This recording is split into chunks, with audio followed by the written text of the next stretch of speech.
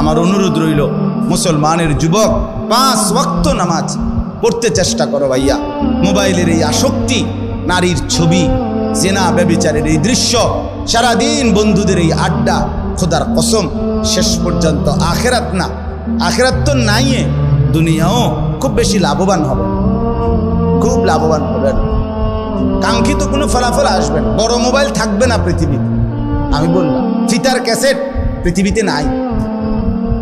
চ্যাপ্টা চ্যাপ্টা CD ED এখন আর নাই। কেউ জানতো না, ওরা যারা বানাইছে ওগুলো যখন চলছে তখন কেউ বুঝতো না যে এগুলো থাকবে না। ফিতার ক্যাসেট আমি দেখছি, ওই যে ফিতাওয়ালা ক্যাসেট যে সেগুলো আছে এখন, চলে এগুলো, সিডি চলে এগুলো, যে চ্যাপ্টা চ্যাপ্টা, তো এগুলো তো আমিও দেখছি। তা আমার বয়স তো কমপক্ষে 600 বছর, ঠিক না? তো আমি তো দেখছি আজ থেকে 25 বছর আগে, আমি তো দেখছি রে বাপ।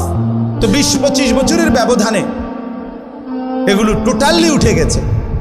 এখন বাচ্চারা যদি মোবাইলে আরে ফিতার ক্যাসেট চিনাইতে হয়, তো মোবাইলে হয়তো টোয়াইয়া বাইর করে দেখান লাগবে যে এরুম আছে।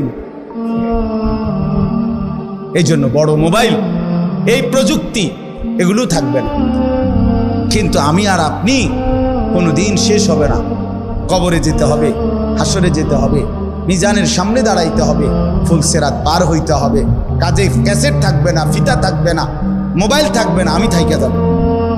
আমাকে হিসাব দিতেই হবে, আমাকে হিসাব দিতেই হবে।